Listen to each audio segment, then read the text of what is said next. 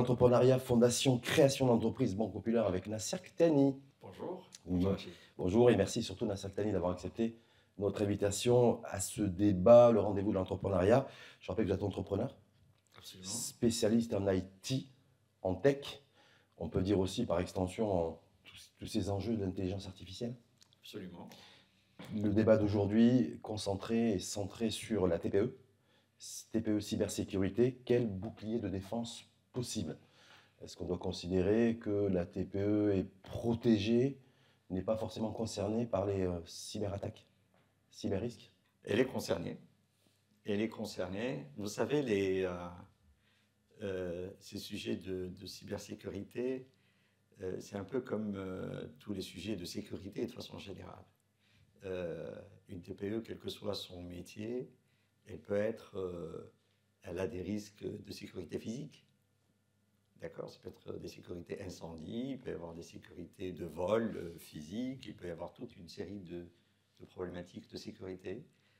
Et bien, la cybersécurité, c'est qu'une dimension supplémentaire de sa propre sécurité. Si elle utilise du digital, mais il faut aussi protéger ce digital. Et donc la cybersécurité, c'est la mécanique, ce qu'il faut pour protéger la partie digitale de l'entreprise. Et ce n'est pas nouveau, comme le risque, les autres choses ne sont pas nouvelles. À partir du moment où, quand on a inventé la banque, ben on a inventé des pirates de banque, des voleurs de banque. Quand on a inventé les trains, on a inventé des pirates de train. Ben c'est la même chose, quand on a inventé le digital, ben il y a des gens qui sont malveillants, qui vont vouloir voler des choses qui se trouvent en ligne. Donc ça veut dire clairement, Nasser Khtani, c'est que la cybersécurité, cyberdéfense, cyberrisque, parce qu'il y a beaucoup de termes qui sont employés, ce n'est pas l'apanage des grandes entreprises, ce n'est pas l'apanage des institutions, c'est aussi, et avant tout peut-être, la TPE. J'ai envie de dire, c'est tout le monde en fait, c'est toi et moi. Parce qu'on a aussi des choses personnelles, des comptes bancaires, des choses à protéger, et puis forcément la TPE, la PME, etc. Tout le monde est concerné par cette question. Et probablement qu'on reviendra dessus, parce que la TPE a des clients. Et dans certains cas, elle a des clients qui sont des grands. Et donc si elle veut servir des grands qui sont eux aussi concernés, ben, elle est concernée du fait même de servir des grands. J'espère qu'on reviendra sur cette question, parce que pour moi, elle est essentielle. Complètement, surtout qu'on a un marché, nous, marché entreprise, qui est largement dominé par la TPE. Bien sûr. Et on a peut-être l'impression que la TPE n'est pas forcément outillée, n'est pas forcément armée, n'est pas forcément consciente de ces enjeux cyber. Effectivement, ça commence par la prise de conscience en fait, du sujet. C'est un vrai sujet. La TPE doit se protéger. Alors, à certains niveaux, on n'a pas les mêmes types de risques que les risques des grandes entreprises, etc., les mêmes types de problématiques, mais elle a des problématiques. Il faut qu'elle les comprenne, il faut que le dirigeant de la TPE comprenne qu'à partir du moment où il a des process ou des activités qui sont digitalisées, à partir du moment où il y a du digital dans son activité, et bien cette partie qui est digitale dans son activité doit être protégée. Quel que soit ce que c'est, il faut le protéger, il faut le défendre, il faut le traiter de manière sérieuse, parce que à partir du moment où il y a des choses qui sont précieuses dans ces données digitales, il y a forcément quelqu'un, quelque part, qui a envie de les voler. Et donc il faut lui rendre, il faut lui protéger. Qu'est-ce qui est précieux pour une TPE en termes d'information data? Est-ce que nom, prénom, adresse, numéro de téléphone, RIB d'un client? Voilà, Oui, un RIB était quelque chose de précieux, parce que un RIB, si je le change, je peux faire tourner l'argent, au lieu d'aller d'un compte, il peut aller vers un autre compte. Donc c'est précieux, il faut le protéger. La liste de ses clients, c'est pas un client, mais la liste de tous ses clients, qu'est-ce qu'ils font, qu'est-ce que j'ai commandé, ou de ses fournisseurs, c'est des choses qui sont précieuses qu'il faut protéger. Les échanges, les factures, les ordres de virement, etc., sont des choses qui sont précieuses qu'il faut bien évidemment protéger quand on est une TPE. Alors si on est une TPE dans le monde, dans un monde industriel où peut-être il y a des procédés industriels que j'ai envie de protéger, ça fait partie de choses qu'il faut protéger. Bien évidemment, la relation avec mes clients, c'est quelque chose de très important, surtout quand j'ai des clients qui sont des grands clients. J'échange des informations confidentielles avec ces clients, quel que soit mon métier. Eh bien, il faut protéger ces informations. Encore faut-il peut-être avoir l'esprit d'être inconscient, et puis deux, de considérer que cette data, en fait, vous avez fait référence au RIB, ça vous a fait bondir, vous avez effectivement le RIB, c'est une data stratégique, importante, mais est-ce qu'elle est catégorisée ainsi au niveau de la TPE? Je ne pense pas. Et je pense qu'il faut un travail de... alors bien évidemment, ça peut être compliqué pour la TPE, mais c'est jouable. C'est un travail d'analyse de risque, c'est-à-dire de dire quels sont mes risques, quelles sont les choses que je manipule qui sont précieuses, euh, contre quel risque je suis exposé, et de protéger en contrepartie. La réalité, c'est qu'aujourd'hui, la TPE, en dehors de simplement avoir ces risques-là comme tous les autres, elle peut être armée d'un ensemble d'outils, de technologies, de moyens, de méthodes pour pouvoir se protéger contre le mieux possible. Donc ce n'est pas comme si on était dans une espèce de jungle dans laquelle elle peut pas se protéger. La réalité, c'est qu'elle peut se protéger et elle doit se protéger parce qu'elle a des choses à protéger. Est-ce que pour se protéger, Nasser Khtani, il doit investir? Parce qu'on sait très bien que les TPE dans notre pays sont souvent sous-capitalisées, comme d'ailleurs les entreprises de taille intermédiaire. C'est pas forcément, ils ont un cœur de métier, ils n'ont pas forcément le temps et du temps nécessaire à dégager pour pouvoir effectivement s'intéresser de près à ces enjeux de cybermenaces et de cybersécurité. L'introduction d'un logiciel malveillant, j'ai vu qu'à travers le monde, c'était la principale menace pour la TPE, c'est ces logiciels malveillants. Donc comment faire aussi en sorte de, renforcer, conscientiser beaucoup plus, et puis en même temps, inciter le patron de TPE à investir dans la protection de la data? Ça passe par l'investissement. Ça ne peut pas se faire sans investissement. Mais il ne faut pas croire qu'il n'y a que mettre de la technologie pour se protéger. Ça passe aussi par la formation peut-être du personnel de l'entreprise, s'il y a du personnel. Ça passe par des pratiques.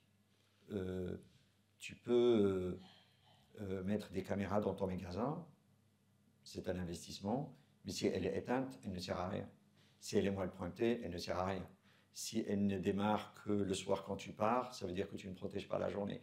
Tu vois, si tu mets des choses et puis tu ne baisses pas le rideau en partant, voilà, c'est la même chose en technologie. Il y a des process, il y a des méthodes, il y a des choses à faire, des pratiques euh, qu'il faut aussi avoir, qui augmentent la protection. Je vous donne un exemple. Aujourd'hui, vous recevez un message, un mail qui dit faites un virement à un tel. Eh bien, si je ne vérifie pas cette information, si je ne prends pas le temps de la vérifier et de dire est-ce que c'est vrai ou pas, ou alors on me demande de changer le virement de... Il y a un fournisseur qui me dit, je reçois un mail, il me dit veuillez changer le RIB de mon compte pour me virer de l'argent sur un autre compte. Ben, si j'exécute bêtement cette transaction, je me fais avoir parce que peut-être que c'est une cyberattaque à laquelle je n'ai pas fait attention. Donc c'est pas que de la tech en fait, c'est du bon sens, c'est de la protection, c'est des process, c'est des règles à mettre en place, et c'est de la technologie. Et tout ça fait partie, et de la formation du personnel, de la sensibilisation du personnel, pour qu'on puisse se protéger contre les gens. Donc en fait, clairement, ce n'est pas qu'une question d'argent et d'investissement, c'est une question d'état d'esprit, de mindset. Absolument. Et de prise de conscience. Absolument. Est-ce qu'il y a nécessairement aussi chez nous, pour pouvoir créer cet écosystème aujourd'hui, parce que vu ce qui s'est produit ces dernières semaines, ces attaques cyber qui ont pris pour cible des institutions, il peut y avoir ce réflexe de se dire, de toute façon, c'est moi, TPE, je ne suis pas exposé, je ne suis pas dans les radars de personnes malveillantes qui s'intéresseraient à ma data. Donc de se dire, voilà aujourd'hui, est-ce qu'il y a besoin nécessairement aussi de mesures incitatives pour pouvoir inciter aussi ce large tissu de TPE dans notre pays, au sein de l'économie nationale, pour pouvoir effectivement, être sensible, et deux, mettre en place les outils nécessaires pour se protéger la data des clients et des fournisseurs d'ailleurs aussi. Encore une fois, la TPE, elle a des clients. Et ces clients sont très souvent des grandes entreprises qui, elles, sont sujets de grandes menaces, forcément. Et ce qui se passe souvent aussi, c'est que ceux qui veulent attaquer la grande entreprise, ils passent par les petites, par les TPE, par les fournisseurs, pour pouvoir arriver aux grands. On a vu énormément d'exemples où des chaînes de supermarchés dans le monde se sont fait attaquer par le fournisseur de la clim, par le gars qui n'est même pas la fournisseur de la clim, le mec qui est celui qui a déposé le client qui répare la clim. Donc parce qu'ils ont trouvé le moyen de lui voler son badge, etc., etc. Donc les moyens de protection de la TPE, l'enjeu de la protection de la TPE, c'est aussi un enjeu fait partie de l'enjeu de la protection de l'ensemble de la chaîne dans laquelle les grands fournisseurs, en fait les grandes entreprises vont être. Et donc il est important et de sensibiliser et probablement d'incentiver. Je pense que les grandes entreprises ont une responsabilité de s'assurer qu'ils accompagnent d'une certaine manière, c'est pas simplement donner des instructions, mais aussi peut-être accompagner leurs prestataires, leurs fournisseurs, pour augmenter leur niveau de sécurité, exiger des choses des contrats, faire un peu de sensibilisation pour hausser le niveau de protection et de défense parce qu'ils sont concernés in fine. Donc une fois qu'on a conscientisé, il y a la partie tech, quoi qu'il en soit. Bien sûr. Il y a le choix technologique.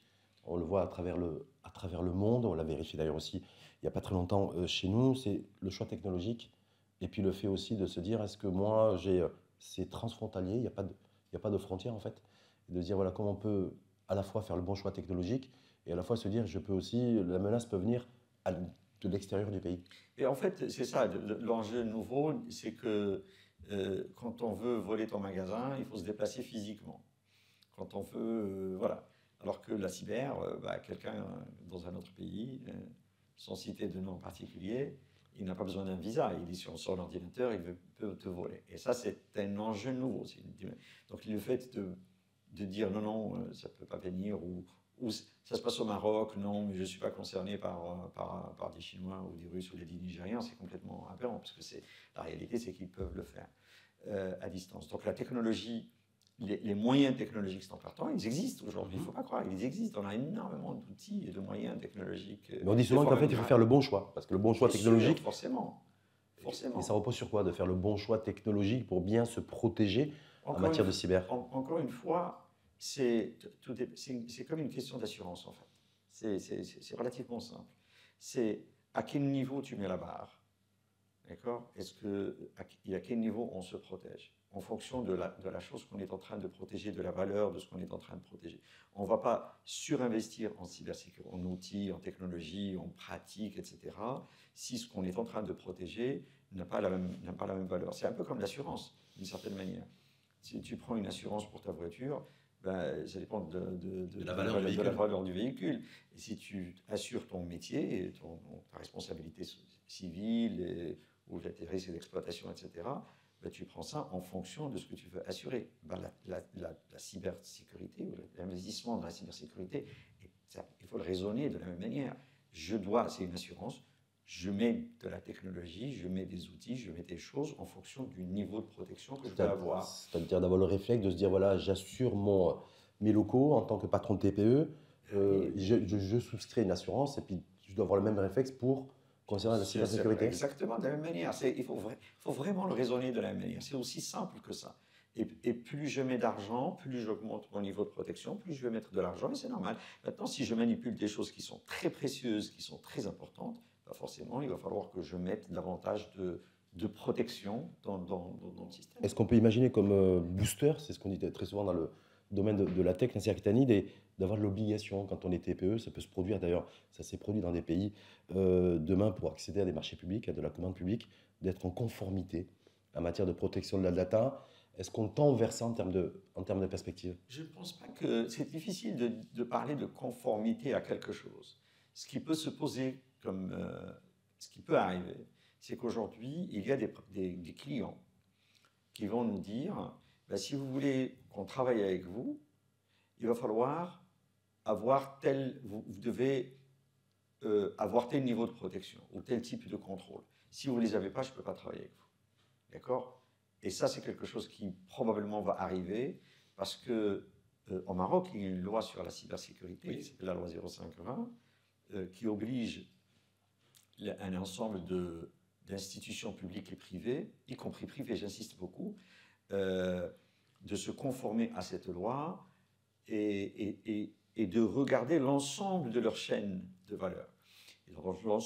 Et donc, à un moment donné, ces institutions, elles vont commencer à dire à leurs fournisseurs, mon ami, si tu veux que tu sois mon fournisseur, il va falloir que tu te conformes de telle manière à mes règles, parce que moi j'ai des obligations réglementaires auxquelles je dois me conformer, donc forcément tu dois faire telle et telle chose, sinon je ne peux pas travailler avec toi.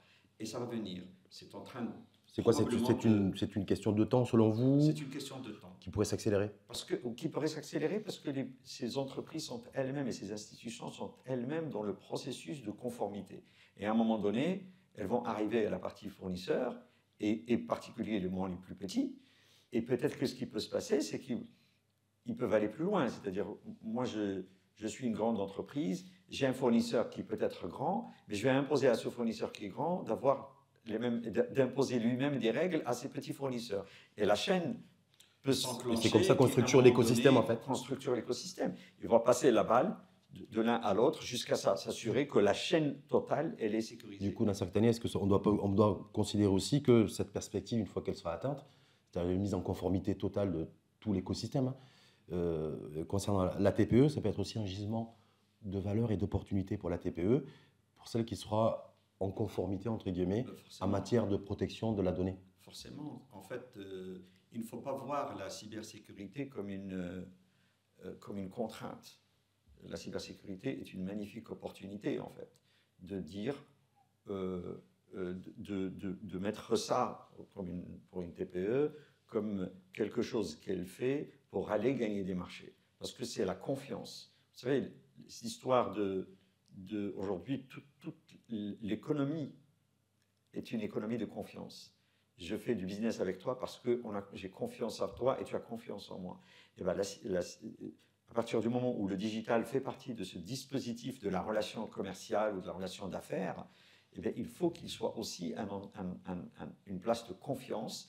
Comme ça, quand je t'envoie un mail, je sais que je peux faire confiance dans ta capacité de le recevoir, de le protéger, de le garder, parce qu'il y a des informations confidentielles, et de faire des choses avec. Et de la même manière, quand tu reçois ce mail, tu sais que c'est moi qui l'ai envoyé, qui ne contient pas de choses frauduleuses, etc. etc. Cette relation de confiance, elle se construit de cette manière. Elle est importante que le dispositif de cybersécurité... D'où le terme de confiance numérique. D'où le terme de confiance numérique. Pour moi, c'est relativement simple. Tu sais, c'est quand tu prends ton téléphone, j'essaie de schématiser quelque chose. Bien sûr. Tu prends ton téléphone et tu veux le charger au mur. D'accord ? Au moment où tu branches ton téléphone pour le charger, tu ne dis pas ça va exploser. Pourquoi ? Parce que le producteur d'électricité, il a fait son travail dans la centrale, il a produit l'électricité, il l'a transporté dans la ville, il l'a ramené, c'est venu chez toi à la maison. Le gars qui a installé l'électricité chez toi à la maison, il a fait son travail pour qu'il le fasse en conformité. Le transporteur d'électricité, il l'a fait en conformité. La prise, elle est conforme aux normes. Donc l'alimentation est assurée. Et en fait, toute la chaîne a été pensée par des lois, par des réglementations, par des normes, par des standards, par des contrôles, par des vérifications, pour que tu sois serein le soir, quand tu branches ton téléphone, tu es tranquille. C'est fondamental qu'on arrive à un moment donné à construire cette chaîne dans la cyber de façon globale. Mais on est on tend vers ça. Ça prend du temps, mais je pense qu'on tend vers ça. Ceci dit, il y aura toujours des problèmes, il y aura toujours des accidents, il y aura toujours des erreurs. Mais l'objectif, c'est de les minimiser. Cannes 2025, premier rendez-vous continental d'envergure, co-organisation de la Coupe du Monde 2030. Certains considèrent qu'effectivement, les choses doivent s'accélérer. Absolument. À tout point de vue, est-ce qu'elles peuvent s'accélérer aussi concernant la TPE au niveau des enjeux cybersécurité? Je pense que oui. Et l'exercice qu'on est en train de faire ici est intéressant parce qu'il y a aussi de la pédagogie. Il faut expliquer, il faut former, il faut outiller et il faut accélérer. Et dans certains cas, il faut peut-être pousser un peu la TPE pour qu'elle fasse son travail.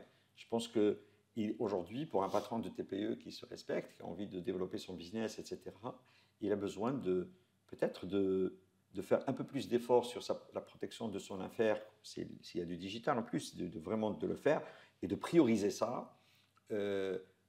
S'il veut aller sur des nouveaux marchés, s'il veut se développer, par rapport à d'autres choses. C'est une question d'importance et d'intérêt que garnir le carnet de commandes, démarcher de nouveaux clients. Ça fait partie de ça. Peut-être qu'il doit réduire, je ne sais pas moi, qu'il doit acheter une plus petite voiture ou réduire sa facture de restaurant entre-temps. Je veux dire, il y a des enjeux. Il faut savoir où on met l'après. De nouveaux arbitrages, en fait. De nouveaux arbitrages budgétaires, mais ça fait partie de l'exercice. Et encore une fois, les investissements en technologie ne sont pas nécessairement très coûteux. On a l'impression que c'est très très coûteux. En réalité, ça ne l'est pas. Ça peut coûter combien pour une TPE si on Non, peut se dire ça dépend. Mais je veux dire, ça peut être quelques milliers de dirhams par mois. Je veux dire, on ne parle pas de choses énormes. Ça peut être aussi simple que ça. Il y a des choses à faire.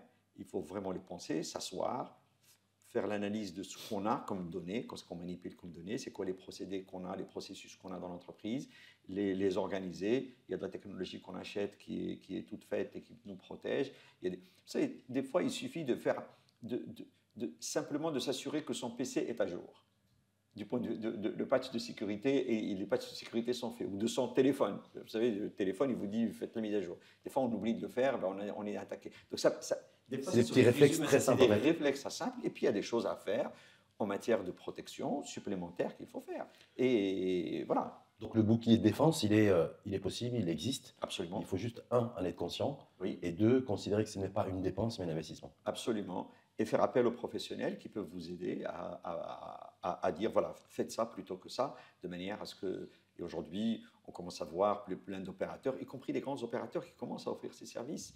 Les opérateurs télécoms, par exemple, qui offrent ça. Il y a plein de cabinets qui accompagnent. Et je pense que c'est assez raisonnable parce que ça se généralise. Donc les coûts baissent d'une certaine manière, mais les enjeux sont importants. Merci Nasser Kettani. Avec plaisir. Entrepreneur spécialiste IT et tech sur cet éclairage dynamique, interactif sur les enjeux pour la TPE, de la cybersécurité, cyber-risque, cyberdéfense qui sont là, qui ne sont pas que l'apanage des grandes entreprises, c'est aussi les entreprises intermédiaires et la TPE en particulier. Absolument. Mais pour finir, moi j'ai envie de dire à la TPE, ayez confiance dans le digital. Ce n'est pas parce qu'il y a de la cyber qu'il faut s'arrêter et dire je n'utilise pas. C'est un vrai outil de transformation, c'est un vrai outil de développement économique, d'accord? Mais quand on fait ça, ben, il faut aussi se protéger. Et puis on peut gagner des sous en même temps. Absolument. Merci infiniment Nasser Kettani.